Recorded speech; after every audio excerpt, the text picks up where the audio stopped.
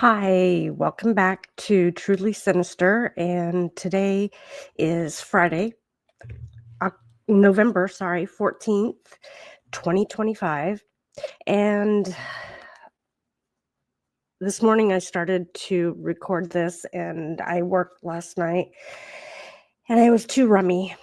So I'm going to try and get this out before I go back to work tonight. I have about an hour, so hopefully we can do this. Um, I want to talk about former sheriff Mickey Stines from Kentucky. He is accused and has been indicted on murder charges for shooting Judge Kevin Mullins, in the judge's chambers on camera. They apparently went to lunch together that day, as they always do. Everything seemed fine.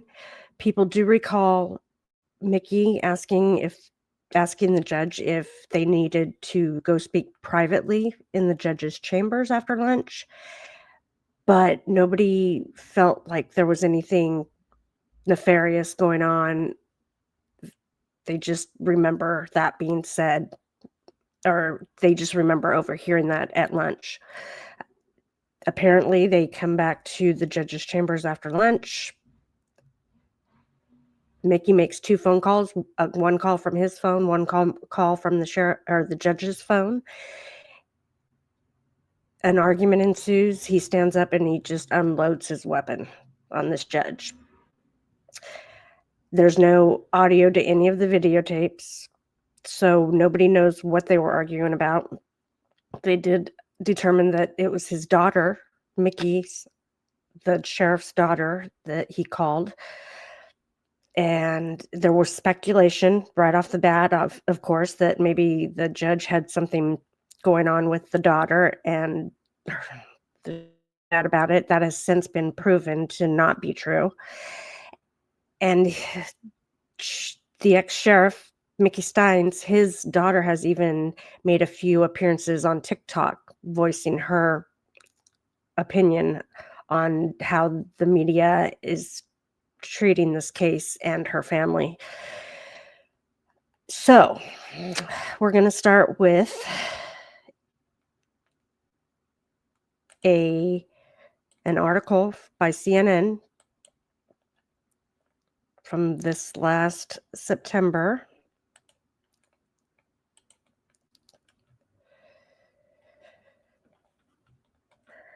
This is too big.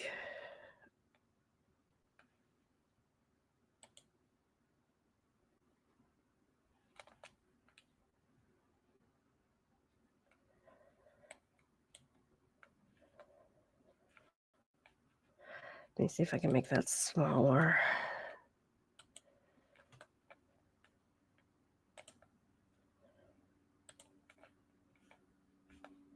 How's that?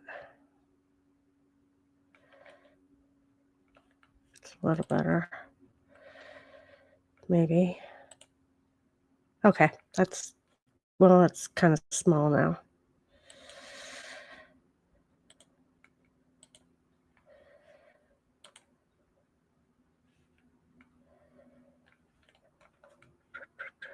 Sorry.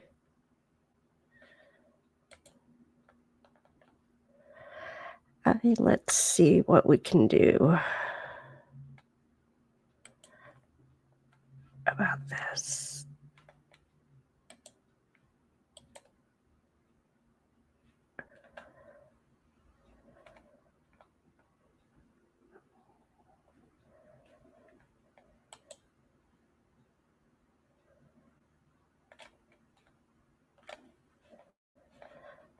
Okay, I think that's as good as I can get it. A former Kentucky sheriff who fatally shot Judge was losing it in the days before killing, friends said. That's Mickey Stines, the former sheriff. As the top cop in Letcher County, Kentucky, Sheriff Sean Mickey Stines knew all about the inside of a jail cell, but he couldn't even recognize one in the days after Stines allegedly murdered a local judge at his own desk. according to a social worker who examined him, because he had two psychological tests done. Actually, he had one to evaluate his mental health, and the defense declined to have a second one. I think he was going to actually plead insanity, but it sounds now like they're gonna fight it. So his lawyer actually filed a motion to have the charges all dropped at one point, but that was denied. Just one second.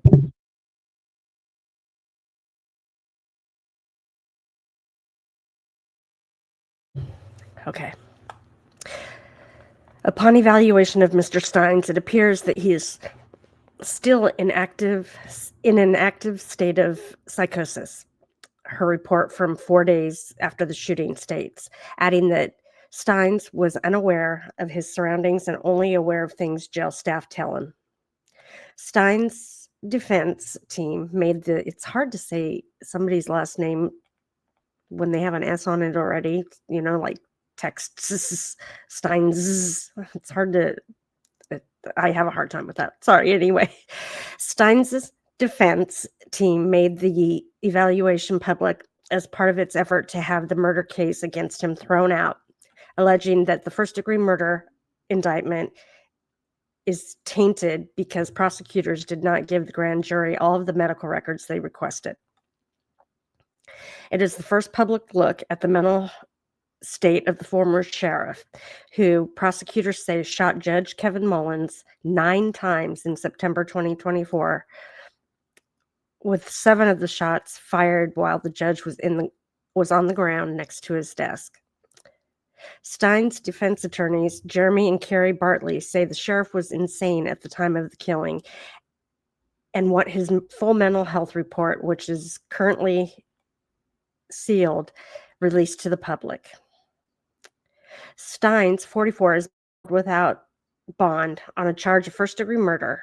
He pleaded not guilty in November. Stines faces the possibility of the death penalty if convicted. The sheriff was stressed out by ongoing lawsuit, friends say.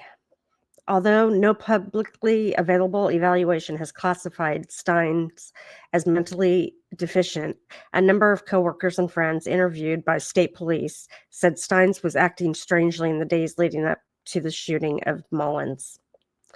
They largely attribute Stines' noticeable state of decline to the stress of a civil lawsuit he was facing.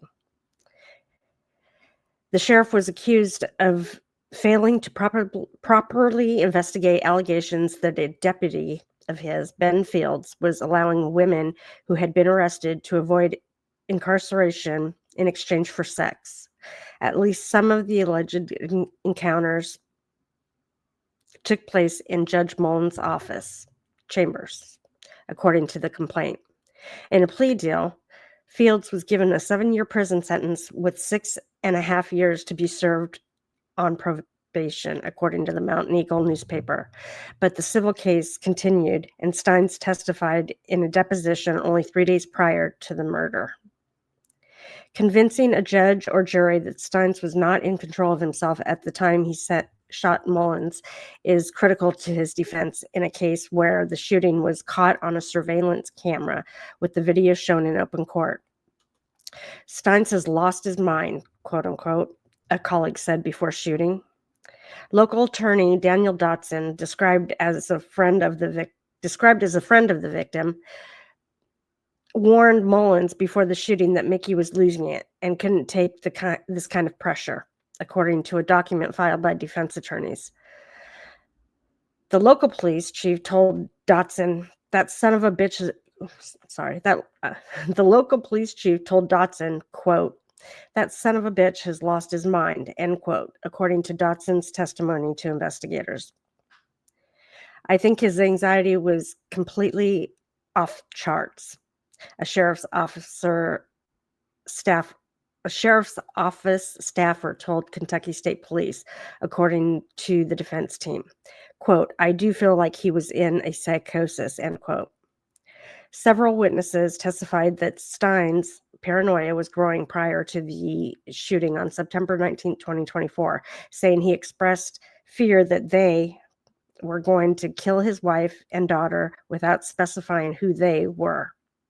And that's another thing. After he shot the judge in his chambers, he calmly walked out, handed his gun over to a deputy bailiff, and surrendered. But after that, if you, which we'll try and do, watch some of the body cam footage while they're waiting in the hallway of the courthouse to transport him. He is so paranoid. He won't leave with them. He won't go in an elevator with them. He won't go in the stairwell with him. He won't let anybody walk behind him. He doesn't want to go alone with anybody in the car. He's so afraid and paranoid that somebody's going to kill him, that they're going to kill him, his fellow police officers. I mean, he was absolutely out of it. It was crazy. Stines had an appointment with his family doctor the day before the shooting, where he was accompanied by his friends who were concerned about his level of stress and loss of sleep, according to Stines' medical records. The patient was very subdued, but denied any depression, anxiety, psychosis, suicidal, or homicidal thoughts, said the doctor's notes. However, the doctor diagnosed Stines with an acute stress reaction, according to his attorneys. Jail examination says Stines was confused but also violent. On its surface, the examination at the Leslie County Jail, where Stines was taken after the arrest because of his close connection to Letcher County Jail staffers, paints a picture of him as being in a fog of confusion, unresponsiveness, and paranoia. But it also says the suspect sometimes became so aggressive he had to be subdued. He has had episodes of combativeness, which has required pepper spray, the social worker wrote, noting he was being given an antipsychotic medication, risperidone. His defense team says the jail also gave Stines a second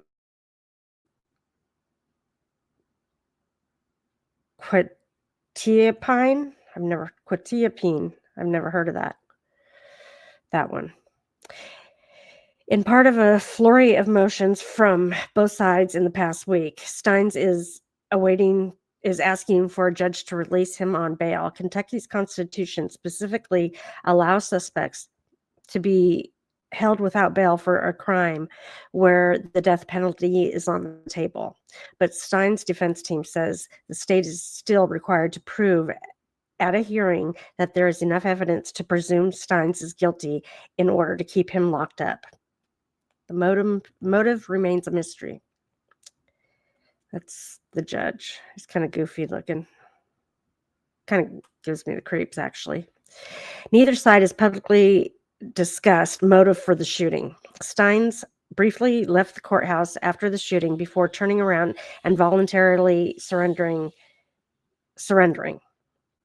Detective Clayton Stamper told the grand jury in November a transcript of his testimony shows Stines refused to talk to investigators, Stamper said.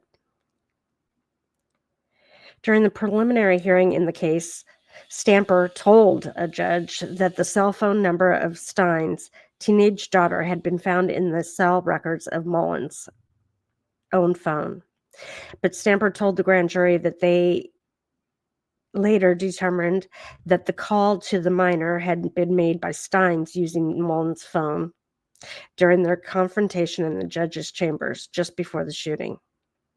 Stines' daughter denied having any contact with Mullins, and the investigator said they found no record of interaction between them by phone or social media. The investigator told grand jury Sheriff was sane.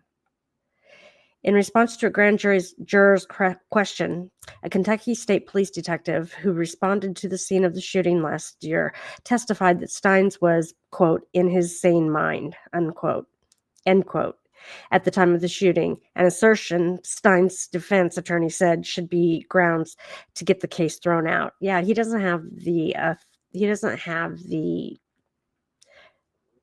qualifications to make that statement. I don't know how that was allowed to be made.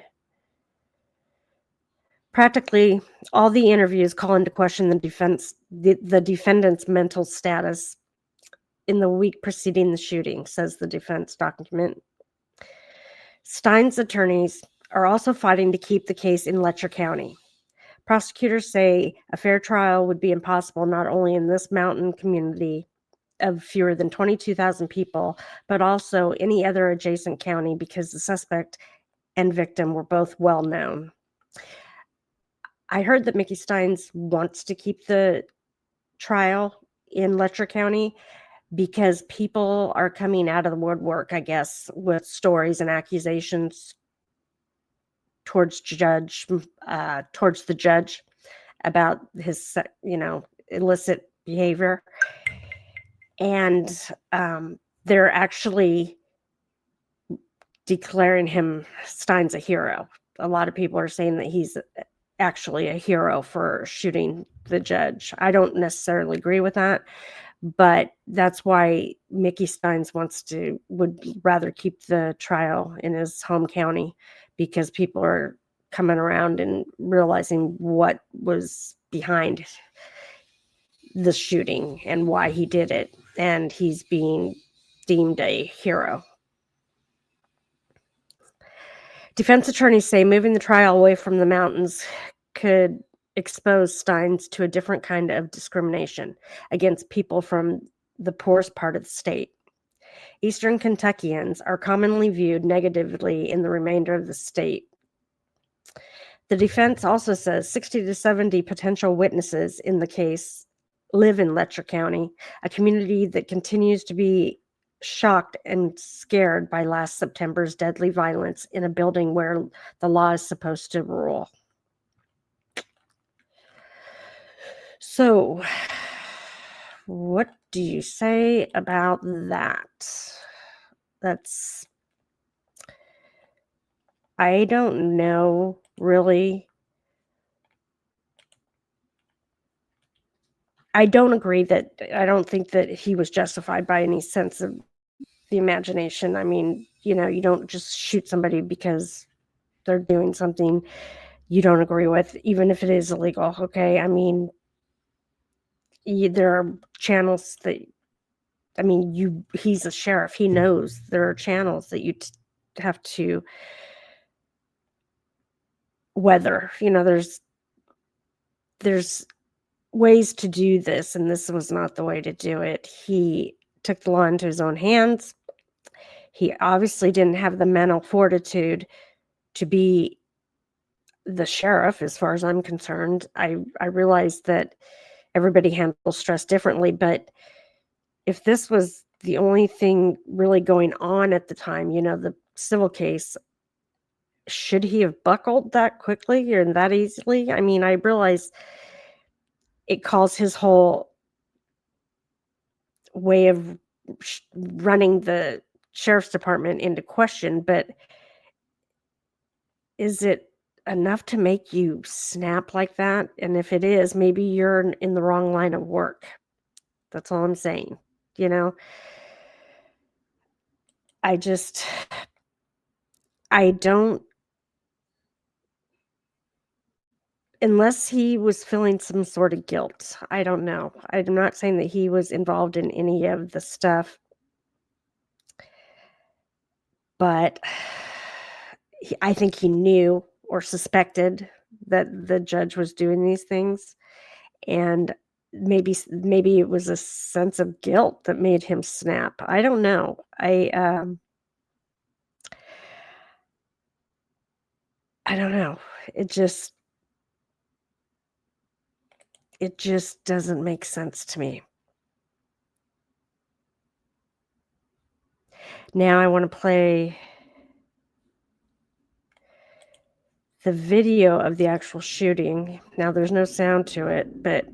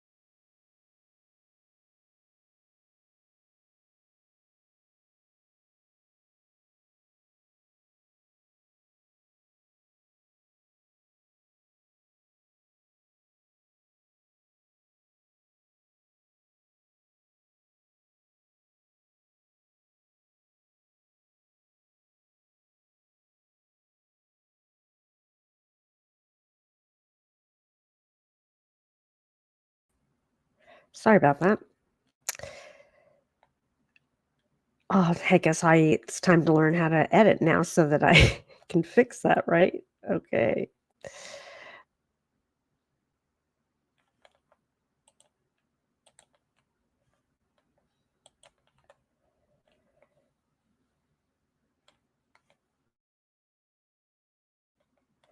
Okay. Here we go. Let me make it bigger. There's no sound, so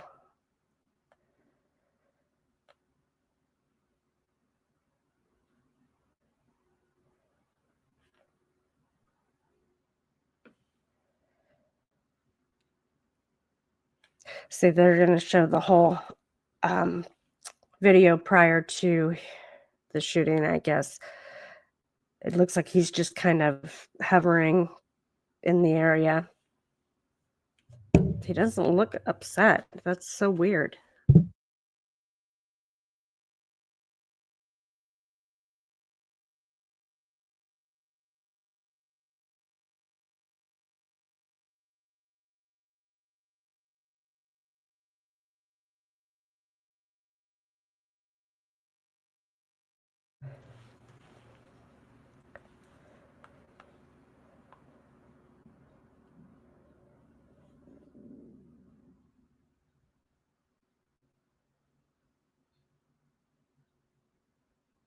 No, they don't look upset with each other. See, I don't, it's weird. They don't look mad. They don't look like they're yelling.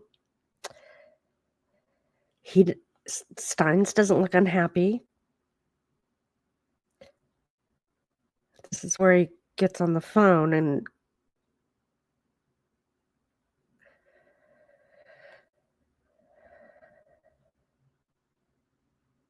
he's smoking inside his office. Do you see that? He's smoking a cigarette in his chambers. That's crazy. I didn't think you were allowed to smoke inside anywhere anymore. I thought it was a nationwide thing. I didn't think there were any states where you could smoke inside a building anymore. That room must stink.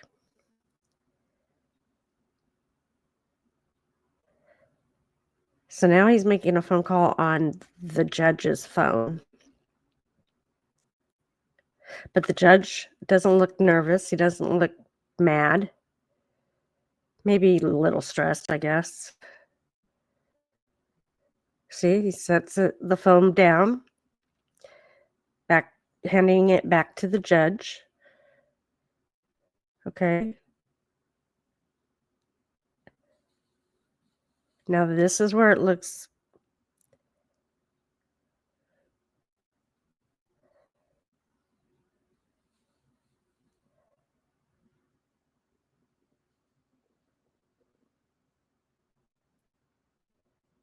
I wish I could read lips.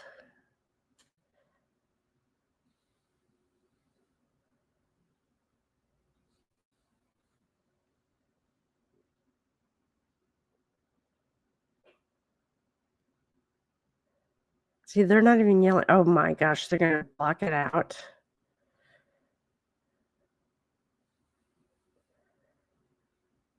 That's the whole purpose of watching this. Let me see if I can find a different video. I'm sorry, you guys. I had no idea they were going to do that. That is too crazy. I mean, come on. That's the whole reason we're watching it, right? Okay, let's try this one.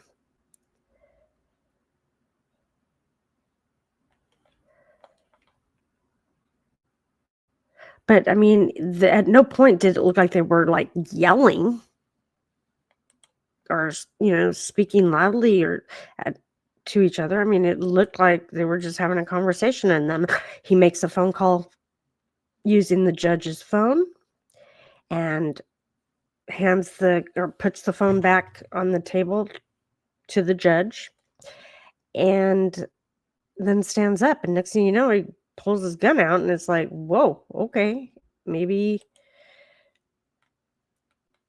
Let me pause it. Is that as big as it gets? You're kidding me, right? Let me see. Okay.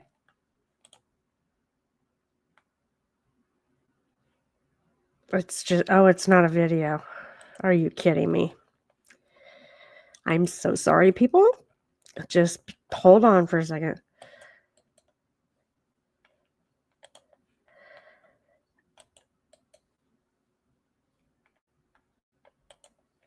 Jeez.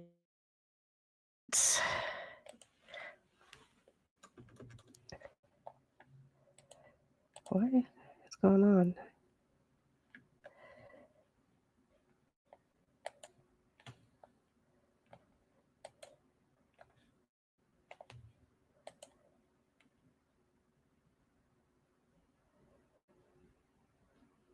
Well, now it's showing it.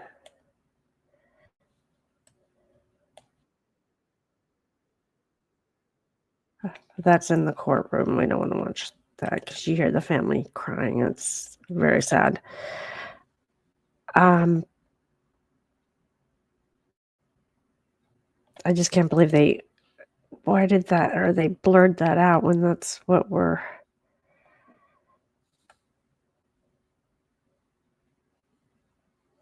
Okay, well, I'll look for it and we'll go on for now, and I'll look for it and we'll hopefully be able to see it in a little bit.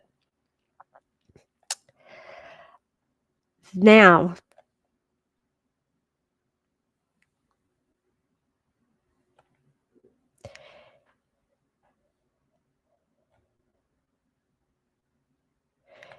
on Court TV, they interviewed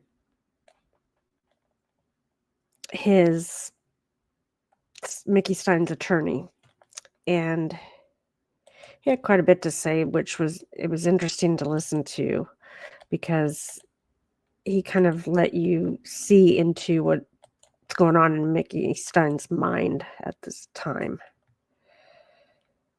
Let's see, we don't have any, and it's Vinnie Paulton. He's been following this case very closely, so. Well, we believe. Let's back up. I don't know what's going on with my computer. It's driving me crazy, though. Is part of the reason, or one of the driving factors, the mental health of Sheriff Stines? Well, we believe so. And one of the things that we've talked about from the beginning is the fact that the first thing he said to the investigators was, I'm concerned that they were going to take or have taken my wife and daughter. We believe that Mickey believes strongly that his wife and daughter and family were in imminent danger. Now, we believe at the same time that the pressure and anxiety and other factors that I'm not going to discuss tonight, we'll leave that for another day, but we believe that his mental health had been impaired and certainly was accelerated due to this civil deposition.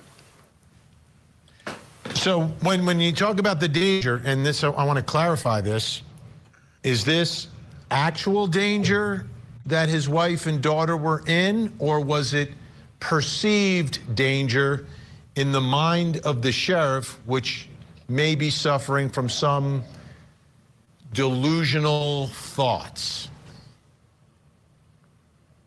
Yeah, that's a great question. So basically, I think there are three options here. Because without a doubt, enough witnesses had interacted with him and heard him convey the fact that he was afraid that others were going to cause him or his family harm.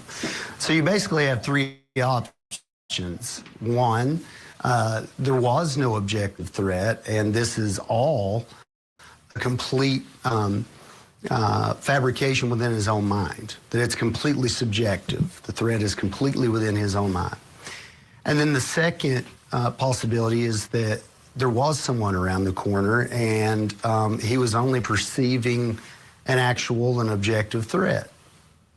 So under the first scenario, then I think we are certainly being prudent and exploring his mental health. And under the second scenario, then there certainly is a another element of the case. But I think there's a third option. And according to our investigation, what we've seen, I expect it will be that the truth is a combination of both.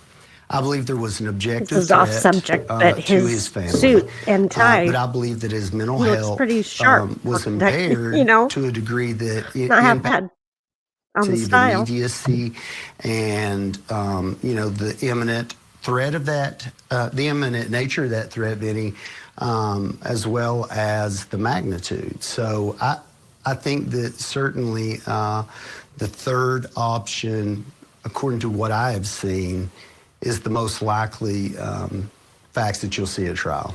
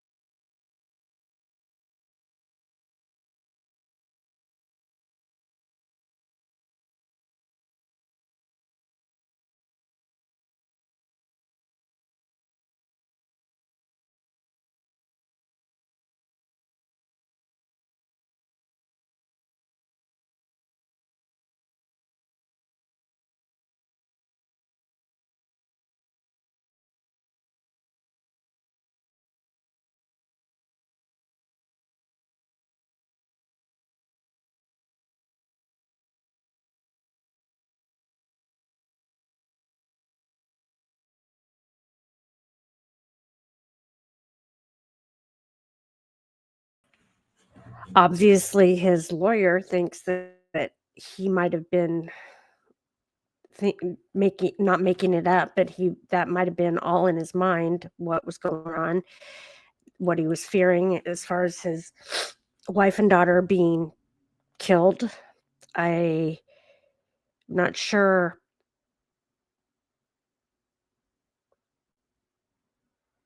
why, if they're not going to plead insanity, I'm not sure why he would be pushing that narrative, though. It's like, doesn't make much sense.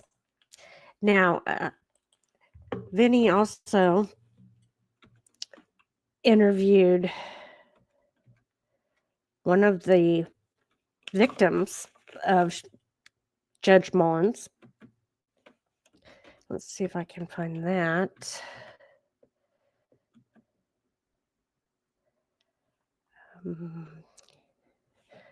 Slash.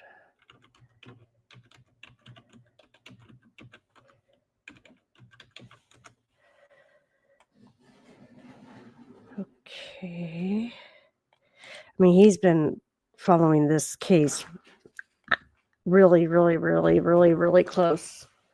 So let's see if I can find that video.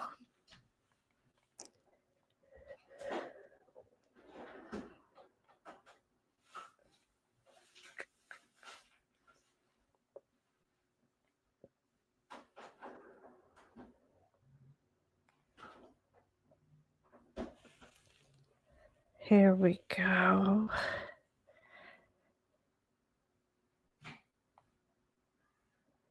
Now, apparently, this judge was basically running a brothel from his chambers. It wasn't just the deputy sheriff that was doing it. The deputy sheriff was using the judge's chambers to grape these women or extort them for sex. But apparently Judge Mullen not only knew about it and was complicit with it, but he was partaking in it, and they were actually having what this victim called sex parties. She said the whole county is swingers, and the whole county knew what was going on, and nobody spoke up. And these women were usually addicted to drugs, didn't want to be in jail waiting for their court case to be heard. And if they were able to get out on GPS monitoring, but they couldn't afford to pay for the GPS bracelet. So Judge Mullins and this deputy sheriff were among others, apparently, that were trading the GPS bracelet for sexual favors. And it wasn't a secret. Apparently, everybody in the county knows about it, which means the sheriff knew about it.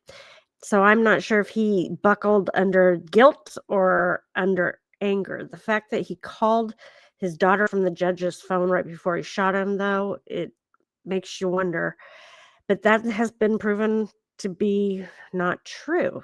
Apparently, the judge had no contact with Mickey Stines' daughter. So I'm not sure why he called the daughter from the judge's phone, what that has to do with it.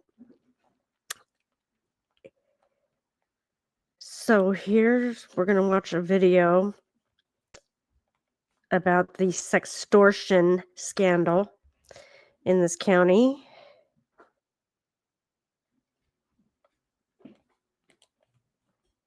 Let me get it up.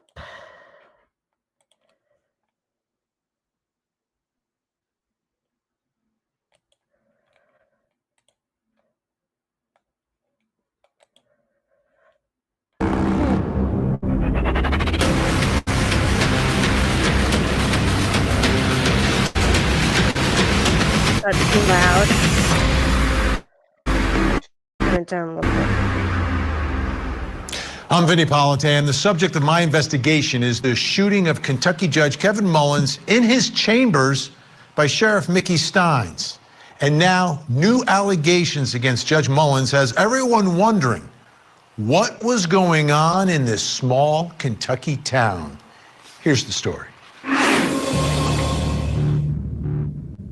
Sheriff Mickey Stines was a pillar of Letcher County until September 19th, 2024, when he walked into Judge Kevin Mullins' chambers and executed him in cold, shocking violence. Surveillance video captured Stines firing 8 shots, even as Judge Mullins cowered behind his desk, sealing a betrayal that stunned their small Kentucky community. Stines abruptly surrendered, his reputation in ruins. In the days before the shooting, he appeared emotionally frayed and subdued during a deposition tied to a civil lawsuit accusing his deputy of courthouse sexual misconduct. That misconduct took place in Judge Mullins' chambers. This shocking fact has many wondering about the extent of this sexual misconduct and exactly who was involved in the abuse of female inmates. Another layer of this scandal in the judge's chambers. From the beginning, this has been a story within a story. We knew there was so much more to what was going on in Letcher County. This civil lawsuit was also part of a criminal case for this alleged sexual misconduct, which was no longer alleged because there was a criminal conviction. Like, it actually happened in the judge's chambers. The same chambers where the sheriff shoots and kills the judge. Take a look at this. In 2022, Stines was listed as a defendant in a lawsuit regarding one of his deputies. Former deputy sheriff Ben Fields pleaded guilty to raping a woman on house arrest that he was assigned to monitor. According to court documents, the victim claims that when she couldn't pay for her ankle monitor, Deputy Fields proposed an arrangement. The plaintiff alleged Deputy Fields took off her ankle monitor, and in meetups that followed, he forcibly had sex with her at the Letcher County Courthouse using threats of arrest to coerce her. Now, the plaintiff in that civil case, which came after the criminal case, also sued Sheriff Stines, alleging negligent hiring, training, and supervision of Deputy Fields. Now, let's go back to the location. Where is this taking place? It's taking place in the judge's chambers. Which brings us to the first question in our investigation, which is about the judge, the victim of the shooting. Was Judge Mullins involved in the sextortion scandal? The scandal involving a deputy in his chambers. All right, here to help answer that question is former inmate Taya Adams, who's been speaking out about the alleged sexual misconduct by Judge Kevin Mullins himself. Taya, first of all, thank you so much for being here. And thank you for being strong enough to talk about this stuff, because now her mother a lot of people would just want to erase it, run away from it, and we appreciate you coming on here. Did we lose her? There she is. Okay. I'm sorry. I don't know what just happened. My phone went nuts. That's okay. All right, Taya, first of all, let's talk about the judge. How long have you known, or did you know, Judge Kevin Mullins? Since I was 16. Okay, under what was the context of you meeting him when you were 16 years old? I had a position at the Commonwealth Attorney's Office. My sister worked for him, for Edison Banks. And Mr. Mullins was the assistant Commonwealth Attorney at the time. And I had went over to his office to learn how to take a deposition, the first encounter that I had with him. So it was an employment situation? Yeah, kind of. But like I said, I was underage. It wasn't really a formal job. It was kind of like just informal training for me. Okay. In office management, filing, things like that. Yeah. And what happened at 16? At some point, did this become what we're talking about here, inappropriate behavior? The first time that I was alone with him. Yeah, the first time I was alone with him was the first time that he was inappropriate with me. And he had me give him oral, and he paid me for it. And he told me to clean myself up and not to tell anybody. And he said, clean yourself up. What do you mean? And does he mean like... began. I'm sorry, I didn't hear you. His bodily fluids, yes. Oh, okay. I was there. I had my top down. Wow. And how old are you at this? Clean yourself up. How old 16. are you at this time? I was 16. Okay. So he's not a judge at that point. No. What do you do after this happens? After this incident, 16-year-old girl. It just escalated from there. It went to having sex parties and getting high with them, doing performances with other women. They would have other men have sex with us and watch. And that continued up until I started going to jail and stuff, and they sent me off to rehab at the age of 20 after my mom died. Okay, that's a lot you just gave us right there, Taya. Let's go back a little bit. So you have that first encounter, and how does the next encounter happen, and how does this level of escalation go? Like how does he just started introducing me to his friends, and like it was just made very clear that like that's where my value was. Were you getting paid all the time for this? Stuff didn't matter. Was what? Was he paying? You said the first time he threw money at you. Is that the nature of the relationship? He paid for it. He paid for it, yeah, throughout up until I started getting in trouble, and then it became about my court cases, and that would be his.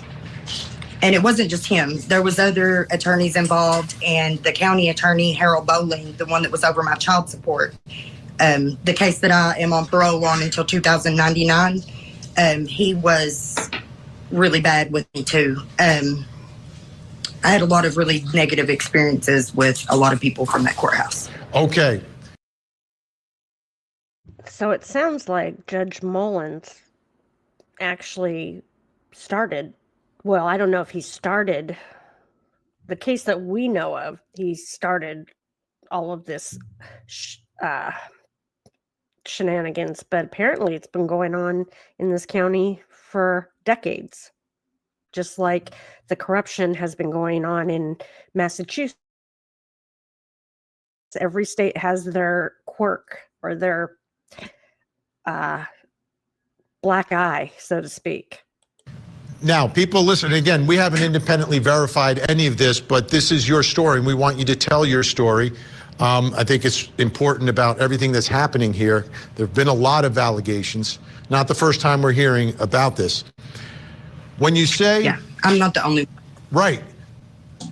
Why hasn't anyone heard of this until now from you? Explain it from your viewpoint. If you're a 16-year-old girl and this is happening to you, why does it continue to happen? Why don't you say something or do something about it?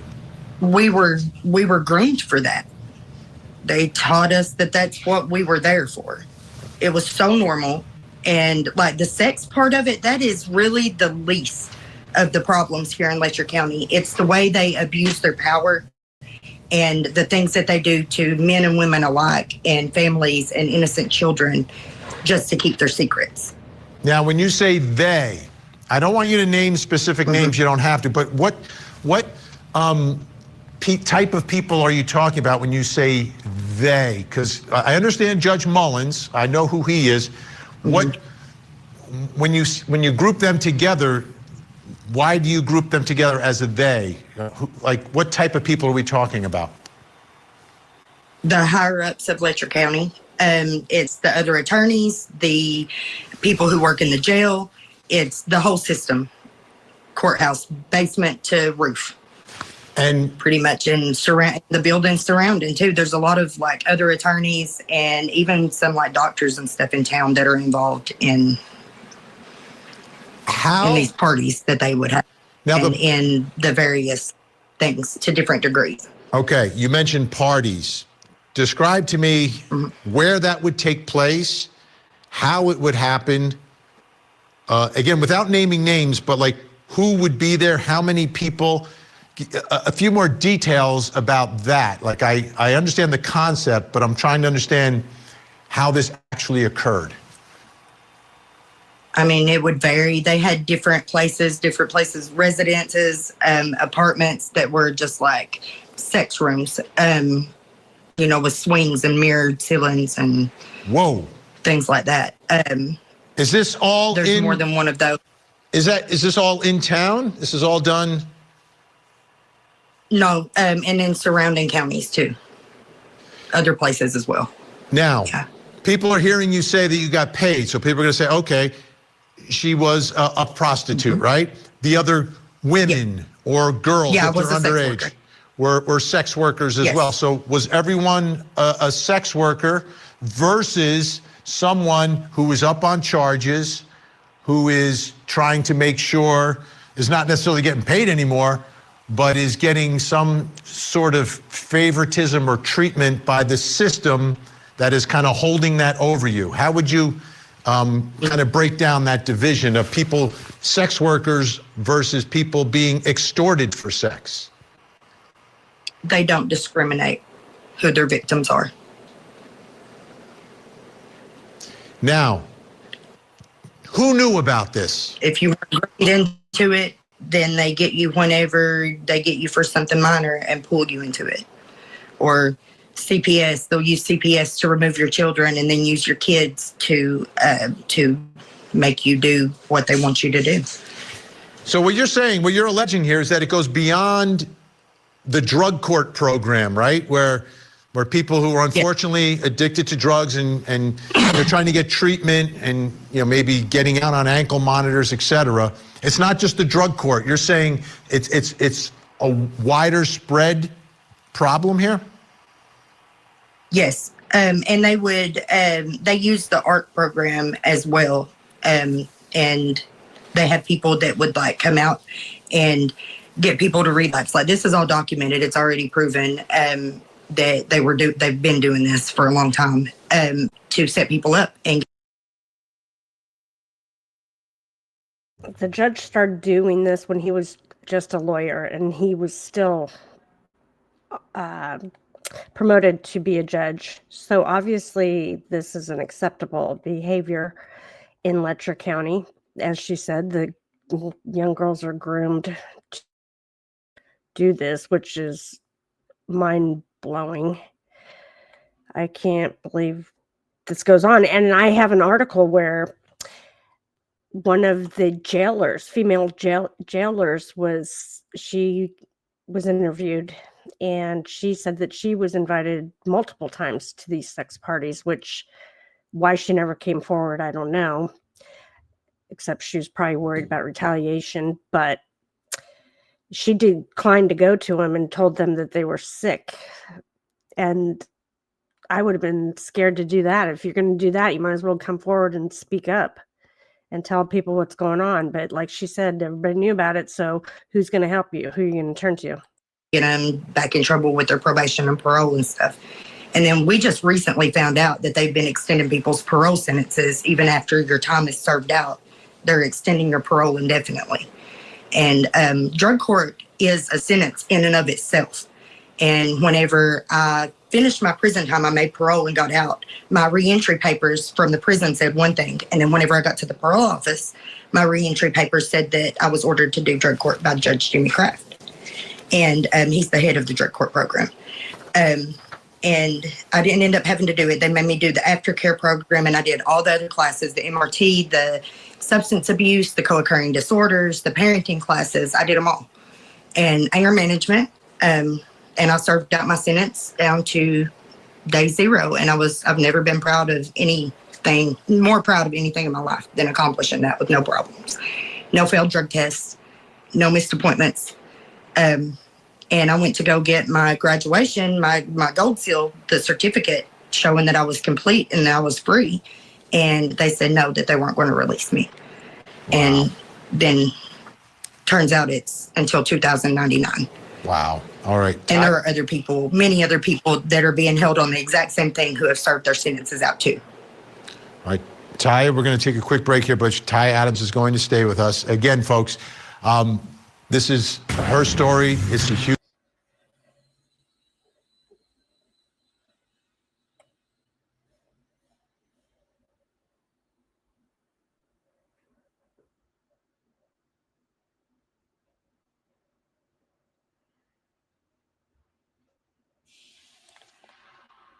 And thank you so much. Was Sheriff Mickey Stines involved in any of this? I don't know. I know that he was never inappropriate with me sexually. He was always just professional with me. Like, he was firm, and he's taken me to jail before and stuff, but he's never crossed that line. So I don't know like what else he might have been involved in, if anything, but not with me or anybody that I'm close friends with. Okay. Now, from your perspective, is there any way that the sheriff of Letcher County wouldn't know about what you've told us about, these sex parties and other things that are going on? No, there's no way he didn't know. Everybody knows. Everybody knows. It's common knowledge out there. Mm-hmm. There are hundreds of victims. That's not an exaggeration. Let me ask you this. I want to get back to the judge for a second. At any point, were you with the judge when he was a judge? You told us the story when you were a teenager and he was one of the lawyers. How about as a judge? Yeah, I've had many court cases that I've had to deal with him in a personal manner to deal with. And what happened? Favors for diversion, favors to pay a fine off, take care of a ticket. I mean, when and where would things would these favors be paid? In the chambers, somewhere in the courthouse. There's rooms all over the courthouse that I've been taken to over the years. I've met him like at the strip job in Whitesburg, different places of residence. And at the courthouse, daytime, nighttime, when? Both. Like during the business day, while people are engaging in business in the courthouse? There have been times, yes. Wow. And when was the last time you had contact with Jim Owens? 2022, I think is when it was. It was right after I got out of prison. I hadn't been out very long.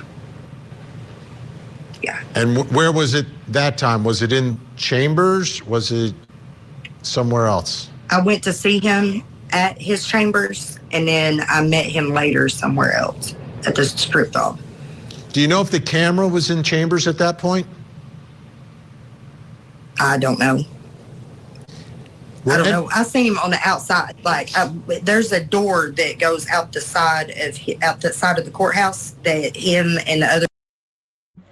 Could you imagine being one of these poor women and finding out now that there's video cameras in this judge's chambers, and you've been performing sex acts for him and his friends on camera? What are they doing with these recordings? Who monitors these recordings, and why aren't they speaking up? They've got to be seeing this, right? Unless the judge has all the monitoring equipment in his chambers. But I would think if it's courthouse wide, these video cameras, I would think that there's a monitor room, a room where, you know, a security guard sits in front of a bunch of monitors watching these video feeds, right? I mean, isn't that usually how it works? So if that is the case, why aren't these bailiffs or security guards or whoever speaking up about this? Unless maybe the judge has control over the video monitoring. I don't know. That, to me, I would be mortified, though, if I found out that I'd been doing all this. It's degrading enough to be doing it, but then to find out that it's all been videotaped this whole time. That's Would go outside and stand and smoke a lot. wow. Like in between court and stuff, like after lunch or whenever throughout the day. And that's where I met up with him that day, that last time I saw him there at the courthouse. I didn't go inside other than to be in the courtroom with my daughter. And then I spoke to him. I spoke to him before and after outside, and then I met up with him later on. Let me ask you this, Ty. What was your reaction? What went through your mind when you heard? Look at this stack of coffee cups. What is going on here? That the sheriff had shot and killed the judge? Finally, somebody has to look and see what they're doing here. They can't look away anymore. We have a chance to get help. Are you involved in any civil lawsuit or anything at this point? No. Has anyone from the state? I just want my freedom, and I want these people to be able to get their kids back and have a better chance at a future. We just want our freedom and our kids. We want to be able to rebuild and to heal. Has anyone from the state police or the attorney general's office or from the federal government spoken to you about these allegations? No, and we've been trying to get word out for a very long time. The attorney general was approached and he just kind of blew it off. There's a video of that interaction floating around on social media. As far as the state police goes, you don't trust the state police. You don't trust many of the cops here at all. But I just heard recently that Mickey tried to go to the state police to have them open an investigation, and he was told no. So. And what are your thoughts about? What are your thoughts about the sheriff? He's my hero. I mean, I'm sure that he's not a perfect man. Nobody is, but he's my hero, regardless. Taya, I want to conclude here because you know your story a lot better than I do. Is there anything I haven't asked you that you think is important that folk. Okay, so there you go. There you have it. He's her hero. And that's what I've been hearing, is that he is being deemed a hero in that county by many, many, many people. So, all right. I have a lot more I want to go over, but I have to leave for work. So I'm going to stop here and we're going to do this in 2 parts, I guess. And I will continue with part 2 in the morning when I get home. So I hope you have a wonderful Friday and enjoy your weekend. Be safe, be happy, be kind, and follow justice. All right. Thank you so much. Bye-bye.